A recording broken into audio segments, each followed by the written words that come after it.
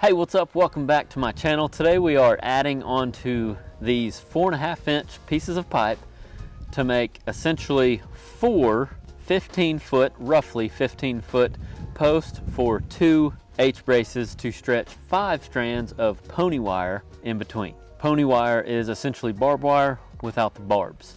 A lot of horse people prefer this over barbs because it's better for horses, to make a long story short. If you're new to the channel, welcome. My name's Austin Ross. I've been a welder for about 15 years. Here on this channel, I share tips and tricks, or I just talk about welding in general, and I do welding projects, and I just bring you along with me on whatever I get into, welding projects, but also stuff that we do here at the house, which one of them things is the Ross Welding store. We carry a couple of welding tools, we carry welding shirts, soapstone, hats, shirts, stickers, all the time adding stuff to the store. So go check it out, arosswelding.com/shop. If you have any questions on anything that we do here on the YouTube channel or anything that you may have seen in any other videos, you can text any kind of keywords to 405-643-7176, and we will text you back with an answer or information or whatever it is you're asking about. Also, if you like these videos, make sure and subscribe and hit the bell to get notified when I post a new video every Friday. So the reason I'm adding on to this 4.5-inch pipe is because I messed up on figuring the material. Whenever I figured the material for this job, I did not account for the ground being extra soft. I knew it was soft whenever I ordered the material, but I didn't think about that whenever I ordered the material. All that to say, I pretty much shorted myself a 40-foot, really like a 30-foot joint of 4.5-inch pipe, but they come in 40-foot joints. So essentially shorted myself 40 foot of pipe. Luckily, we have some 4-inch pipe left over from previous jobs, so we're just adding on, I'm literally adding on 4 to 6 foot of pipe on each end of these 20-footers. So what I ordered was one 40-foot joint of 4.5-inch pipe, and I had them cut it in half so I could haul it on my 20-foot trailer. And then I am just adding on, like I said, 4 to 6 foot on each end, and then I'm going to end up cutting these in half and planning on having at least 10 foot in the ground and 5 foot above ground. The only good thing about this mistake is I am getting to weld a little bit of beveled pipe, which is great for me. If you've seen last week's video, I was kind of missing the pipe bevels. I was missing pipe welding a little bit. Still am, so this has been enjoyable. I've already made 2 4-inch welds there, and now I'm fixing to put a bevel right here on this short joint, make a weld here, and do the same thing here. So let's go ahead and fire this torch up. This is a beveling machine. I've had some people ask in the comments, what is that apparatus that I'm using to bevel the pipe? This is called a beveling machine. This is a Matthew Dearman brand. Here's a close-up of the beveling machine that I'm using here in this video. This is called a short barrel torch. They make a short, I believe they make a medium, and they also make a long barrel. This is a short barrel. It just goes right in here. This here is called the bridge. This is a 2 to 4. This beveling machine will cut anywhere from 2-inch to 4-inch. It's got what they call dogs that you put in here to go on smaller pipe, to cut smaller pipe. This here is just a bigger beveling machine, same brand, Matthew Dearman. It will cut anywhere from 3 to 8-inch pipe.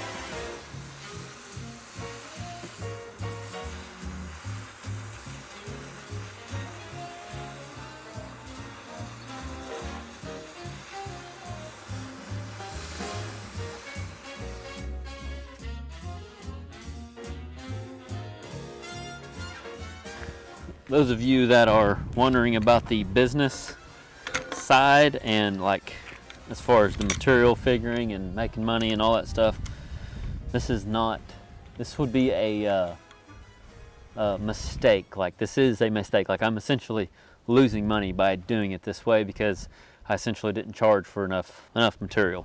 But that is also the reality of doing business, you know, being in the construction industry and quoting jobs. I did quote this job versus doing it hourly, so I've said it before and I'll say it now.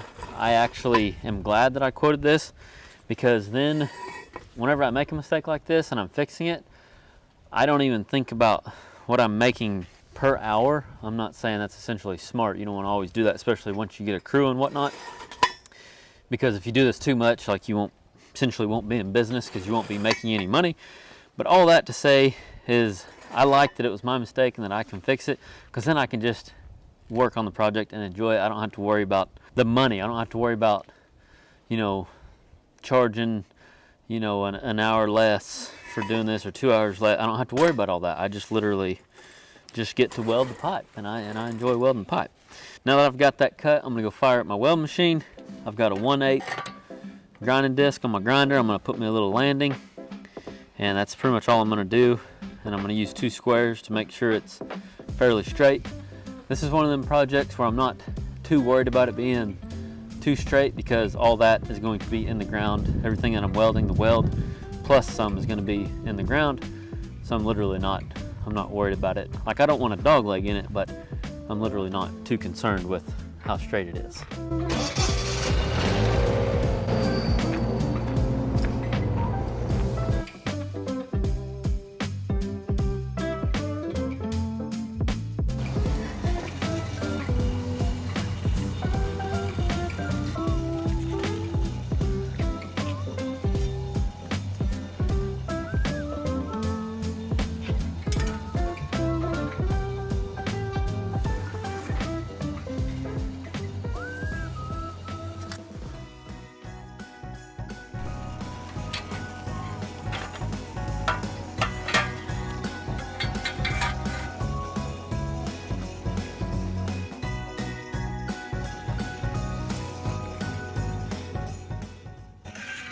You can find these little fab tables as well as these grinder holders on my website at aroswelding.com/shop. There is a link in the description of this video if you want to go check those out.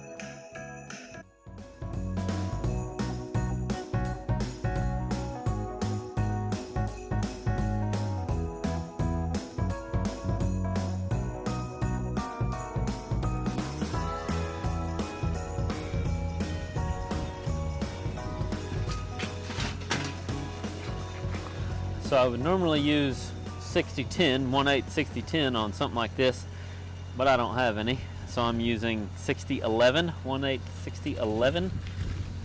And I've put my squares on it both ways, and I've also went down there and looked down it to make sure there's not a bad dog leg in it either way.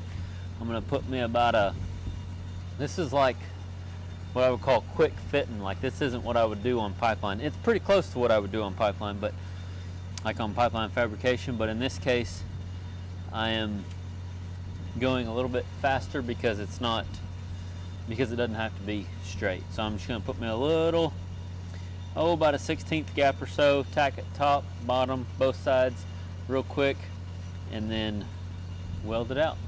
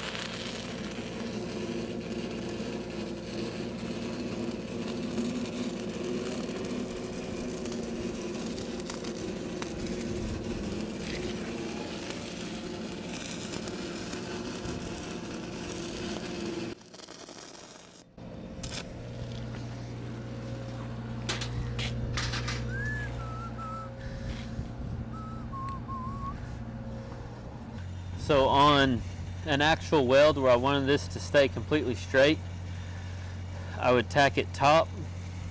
I would check with my square again. As long as it was good, I would go ahead and tack the bottom. Then I would put my squares on the side to check it, and then put a wedge in whichever side I wanted to, and then tack one side and then the other. I would check it more frequently is pretty much the only thing I would do different.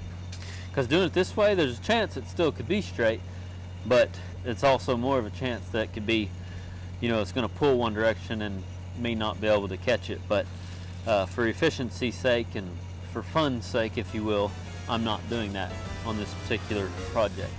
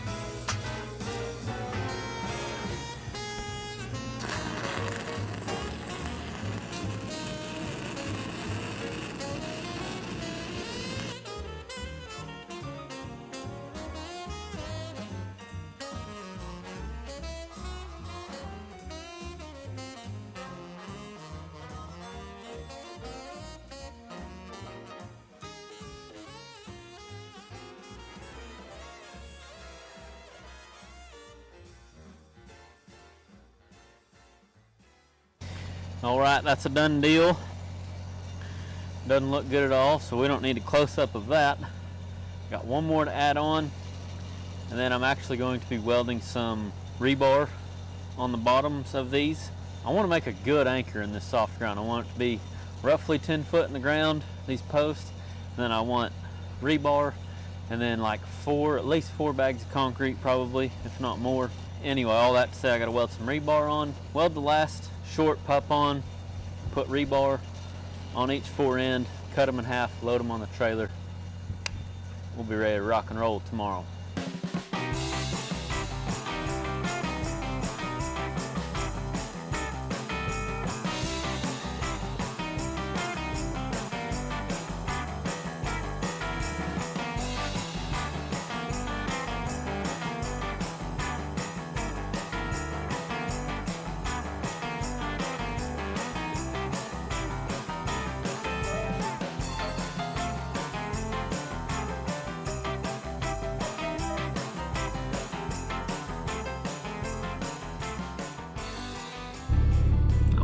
It's now the next morning.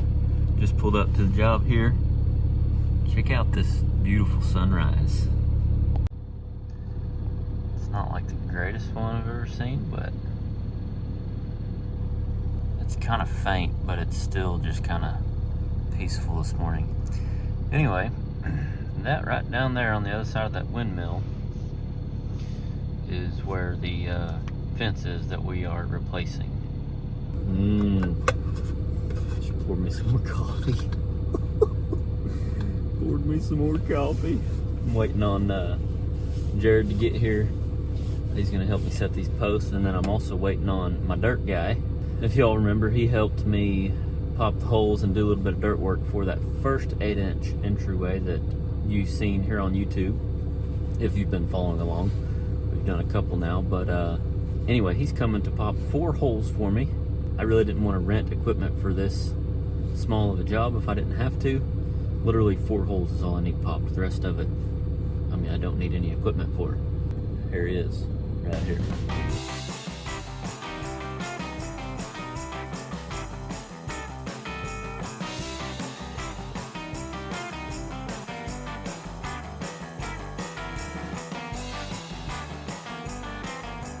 So here's the project.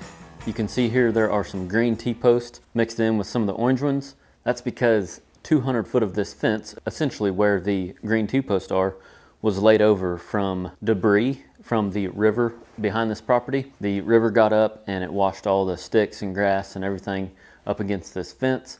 And since the ground is so soft, it pushed 200 foot of this fence over, which is why we are here to replace this woven wire / no climb, this mesh fence with 5-wire pony wire. Not only will the pony wire help by letting debris through, but also just having these braces in here will help hold up the fence. Here we are popping our first hole out of 4. This did not go quite as I was planning, which is okay. That's one of the joys about construction and whatnot, is constantly learning, like I talk about all the time. Because the ground was so soft, we drilled a hole and then we set a post. then we drill the hole, then we set a post, versus drilling all 4 holes and then coming in and setting all the posts. Either way, it only took us, I don't know, hour and a half or something to get all that done. I didn't film as much as I'd liked, but we got them all set. So my initial plan was to go ahead and get all the braces in and get the post cut off and capped and ready for wire essentially. But I decided to go ahead and let these posts set up before I messed with them. We put roughly 4 to 5 or 4 to 6 bags in each hole, depending on how wet the holes were. That's another thing that I wanted to mention, is I didn't even need water because there was enough water in the ground, depending on how much you know about building fence or how many videos you've watched about fence. But I think that's a pretty neat thing to point out about setting fence posts, is you don't always need to bring water with you to location. Obviously it's good to be prepared in case you do need water, but in this case we literally didn't need any water. There was like probably 2 holes that were, you know, real wet, and then the other 2 holes weren't as wet, but just that water from the ground will start to mix with that concrete, just the moisture, and it'll set up just hard as a rock. So for those of you that do have experience building fence, comment below and let us know how long you wait for your braces to set up before you stretch wire. I've heard anywhere from a couple of hours people let it set up to like a week people let their braces set up before they stretch wire off of it. This might depend on the situation, obviously, how much wire you're stretching off of it, like how long a distance and whatnot. But just comment below and give us an average of what you do in your area. And for those of you that don't read the comments, you're missing out. Go check out the comments because there is tons of helpful information. Not saying all of the comments are good and helpful, but you can learn a lot just from reading YouTube comments. That's one of the reasons why I ask these type of questions, so people will share their experience in the comments. So if you're not a comment reader, go check out the comments and see if you can learn something. Thanks for coming along with me today. I hope you learned something. Real quick, if you are wanting to order Christmas gifts from the AROS Welding store, try to order before December 12th, which is a couple of days away if you're watching this when this video is published, to more likely ensure that you get your gift by Christmas. We don't want to guarantee anything because shipping can be crazy around the holidays, especially with everything that's been going on in the world. But we did want to give you an idea of kind of a window or deadline to put your order in so you can make sure you get it by Christmas. My advice for this week is situation dependent. Obviously, I need to elaborate a little bit, but I just start off by saying that because a lot of questions that I get are situation dependent. Some people ask me, how much do you charge for this job? Or how did you price this job? Or, you know, how deep do you set your post? Or how much bags of concrete do you put in the hole? The question I asked, how long do you let your post set in concrete before you stretch wire off of it? It's all situation dependent. You have to use your own judgment for that particular situation. You might be asking yourself or wondering or thinking that you can't trust your own judgment. That is probably a lack of experience. Good judgment comes from experience. So really my advice is just start. Just do it. Just jump in and start. Because until you start, you're not going to get any hands-on experience. You can watch all the videos in the world, but until you do something for yourself and start learning and start connecting things by physically doing something, there's always going to be ifs in your head. I had a specific plan for this project, but because somebody else was more experienced, my dirt guy showed up on this job. I was gonna cut the fence today when we set these posts and then set the braces in and then put the fence back. And because there was a more experienced person there, he's built a lot more fence than I have, he said, why don't we just push the fence over, drill holes, set your post, and then you don't have to tie your fence back. And I was like, genius. I'm not saying it would have been wrong to do it my way, but it definitely would have taken more time. And that's what I love about experience. Experience is key. So all that to say is just start and do a lot of it. Be consistent and just be constantly doing, because that's how you're going to continually learn and get better. But at the end of the day, just start. That may mean going to work for somebody else, but just by doing that, you're starting to learn. You're actually being able to do it. You don't have to start your own business to start learning. You can just start working with somebody or start helping somebody and learn all these things. That's one of the benefits of working for other people. I could go on, but I won't. I'll save you the earful. Hope y'all have a great weekend. And remember, Learn something every day.